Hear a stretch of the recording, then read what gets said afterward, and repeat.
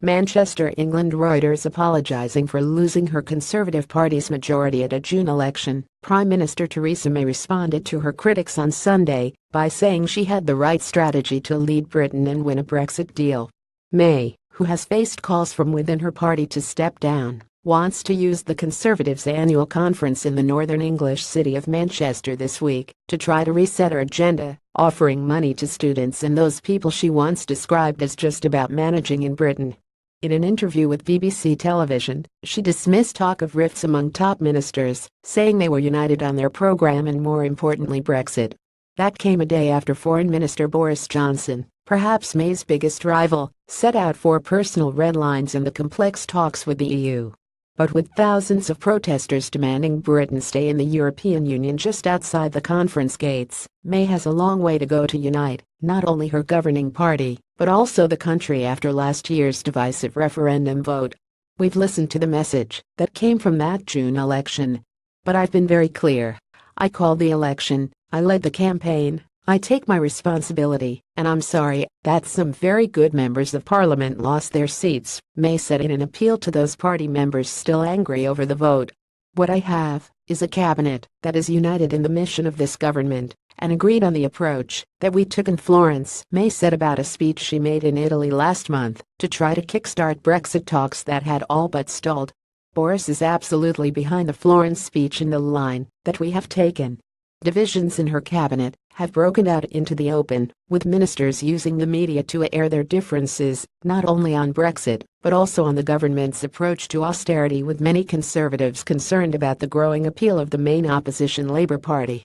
After ministers agreed to seek a transition period following Britain's departure from the EU in March 2019, Johnson said on the eve of the conference that this should last for 2 years at most, that Britain should not accept new EU or European Court of Justice rulings during transition, must not make payments for single market access when the transition ends, and should not agree to shadow EU regulations to gain access.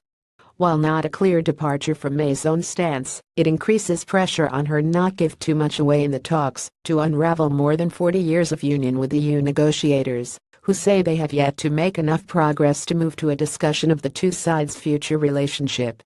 Theresa May arrives back at the Midland Hotel on the opening day of the Conservative Party conference in Manchester, Britain, October 1, 2017.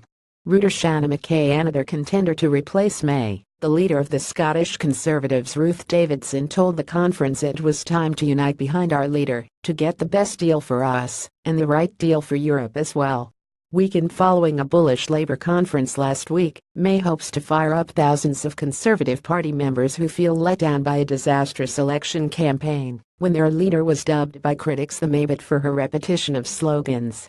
May is now dependent on a small Northern Irish party for a majority in Parliament, and opinion polls indicate Labour is a growing threat, persuading rivals in the party not to try to topple her quite yet. On her 61st birthday, she unveiled new policies to extend a program to help people buy their own homes and to free student tuition fees to try to win back younger people who have flocked to Labour leader Jeremy Corbyn.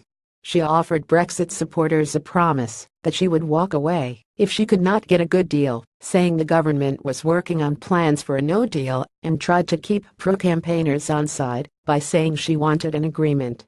May's ally and effective deputy Damien Green said he was confident she could lead the Conservatives into the next election in 2022, and criticized those fueling leadership speculation that hampers a job, not just for the party, but more importantly for the government and the country. But May has a long way to go to win over doubters. If you run any organization and something goes monumentally wrong, as to the election, then the buck does have to stop with that individual, said Grant Shapps, former Conservative Party chairman.